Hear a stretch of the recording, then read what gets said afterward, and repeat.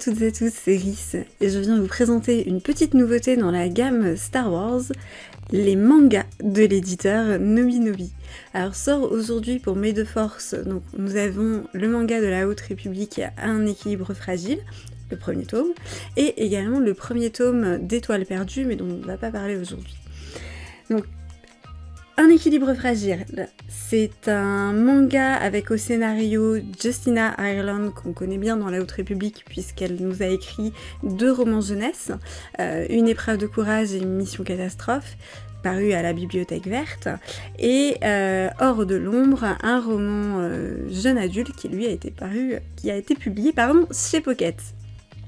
Au scénario, on retrouve également Shima Shinya, qui est une mangaka japonaise, scénariste et illustratrice. Et à l'illustration, on retrouve Mizuki Sakakibara, désolée pour la prononciation, qui n'est pas une inconnue du monde Marvel, puisqu'elle travaille pour Marvel Comics depuis le début des années 2000, notamment sur la série Les Exilés. Exiles, pas Exilés, Exiles. Voilà, donc c'est une petite nouveauté. Alors comme on nous l'avait présenté, la Haute République est un grand projet cross-média, et par là on entend évidemment des romans, donc des romans adultes, des romans jeunes adultes, des romans jeunesse, des albums jeunesse qui sont encore inédits en France. Nous avons aussi des comics jeunesse, des livres audio, des audiodramas, très prochainement en France également, 9 juin pour Maître Tempête, et bien du manga également, donc sorti déjà depuis un petit moment en VO, mais qui fait sa toute première apparition en VF aujourd'hui. On n'avait pas eu de projet cross-média aussi important chez Star Wars. Pour avoir quelque chose de même pas équivalent, il faut remonter au milieu des années 90 avec le projet Les Ombres de l'Empire, un récit qui se déclinait sous forme de romans, de comics qui ont eu d'ailleurs une saison 2, Les Ombres de l'Empire Évolution, et un jeu vidéo et une bande originale qui lui était propre. Et tout ça, donc ça ne me rajeunit pas parce que c'était il y a presque 30 ans. Donc, pour parler un petit peu de l'histoire, sans trop en dévoiler, puisque l'idée est de faire une critique sans spoiler, donc on va suivre les aventures de Lily. Lily, une jeune maître Jedi. Alors je ne sais pas si elle a exactement le titre, mais en tout cas elle a un padawan, donc peut-être est-elle un petit peu comme Vernestra, maître sans en avoir le titre, ça fait un petit peu penser à Anakin quelque part. Voilà, qui va suivre des colons qui sont finalement des déplacés, des réfugiés des grandes émergences, et qui viennent donc sur la planète Banshee, qui est une planète luxuriante, propice à la culture, pour refaire leur vie, finalement repartir après les catastrophes qui se sont enchaînées suite à l'explosion dans l'hyperespace du Legacy Run. Donc c'est à peu près là où va commencer ce manga, ce récit, et donc on se doute bien que les colons ne vont pas vivre une vie calme et paisible sur la planète Banshee, mais que justement cette planète extrêmement luxuriante, sur laquelle il est très facile de faire pousser des cultures, peut-être un peu trop d'ailleurs, va permettre justement l'émergence d'un ennemi que nous connaissons bien, mais que les Jedi du temple de Banshee, eux, ne connaissent pas du tout. Évidemment, je parle des Drengir. Voilà, les illustrations sont absolument superbes. Moi, j'étais très conquise. Alors, c'est l'avantage en fait de la Haute République, c'est que le fait d'avoir cet effet cross-média va nous obliger un petit peu à bousculer nos habitudes et à sortir de notre zone de confort. Donc, j'avais déjà dit dans une précédente critique que voilà, La Lumière des Jedi, au final, c'était mon premier audio-livre j'écoute plus exactement de A à Z, donc je sors un petit peu de ma zone de confort avec les livres audio et les audiodramas, mais aussi les mangas, parce que c'est pas du tout mon truc. Alors, c'est pas du tout un jugement de valeur, n'y voyez pas du tout un jugement justement, mais c'est plutôt une méconnaissance totale du genre, et pas eu l'impulsion de départ qui fait que je suis allée me renseigner sur ce qu'il faisait ou pas. Donc c'est presque une première, hein, parce que c'est quand même pas le premier manga que je lis, mais presque. Donc j'ai vraiment été conquise par le style graphique. Alors moi qui suis photographe, hein, je suis très sensible à tout ce qui est composition.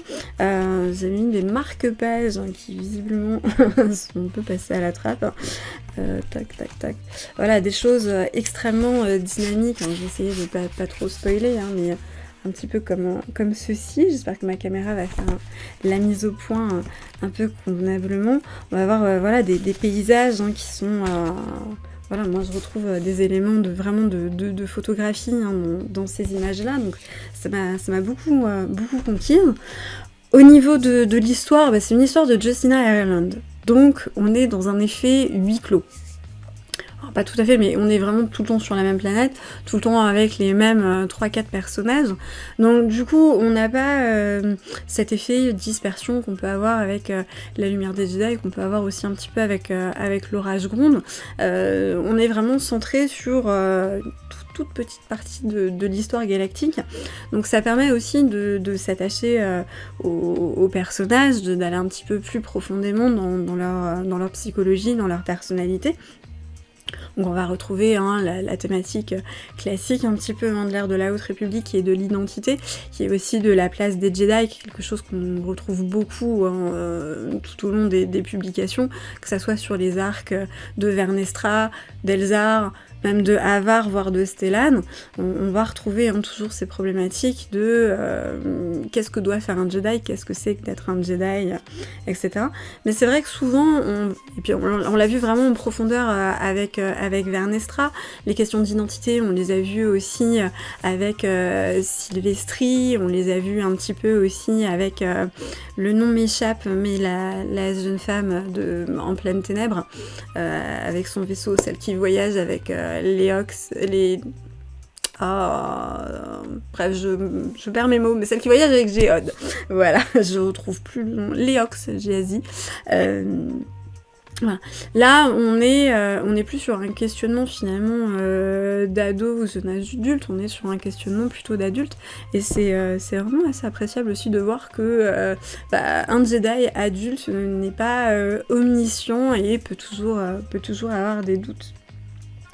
Donc au final, c'est une histoire qui est plutôt sympathique, qui s'inscrit bien dans tout le reste de la Haute République. Hein. Il y a beaucoup de parallèles avec le comics Haute République publié chez Panini Comics, notamment le deuxième 100%. Voilà, ça se lie bien à l'histoire. C'est juste finalement un petit peu dommage qu'il n'y ait pas eu dans les autres publications des références aux personnages, notamment de Lily, parce que finalement ça tombe un petit peu, je vais pas dire comme un cheveu sur la soupe, mais très légèrement quand même.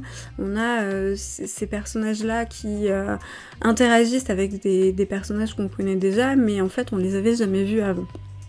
Ni même référencés. Donc, c'est un tout petit peu dommage.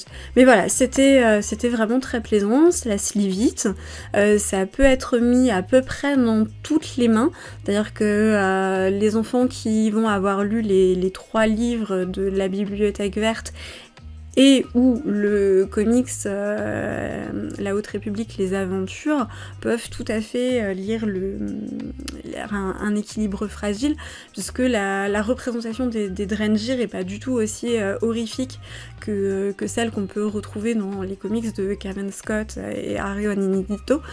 En même temps, hein, c'est quand même Cavan Scott, un maître de l'horreur, etc. Donc forcément qui nous a fait quelque chose d'un peu... horrifique. Et du coup, Justina Ireland tempère cela, notamment dans la façon dont les Drengir ont de consommer en fait leurs victimes. On n'est pas du tout dans la même chose, donc ça risque pas de filer des cauchemars à vos gamins, vous pouvez leur mettre entre les mains. Moi je vais le filer à mon fiston pour qu'il lise ça, justement pour fêter May the Force. Voilà, pas grand chose de plus à dire, si ce n'est une très très légère déception, parce que je m'attendais à une immersion totale dans la culture manga, et donc dans le sens de lecture japonais, et j'ai été très légèrement déçue de devoir le lire dans le sens français. Voilà. Bon, c'est l'histoire de pinailler, hein, très clairement. Voilà.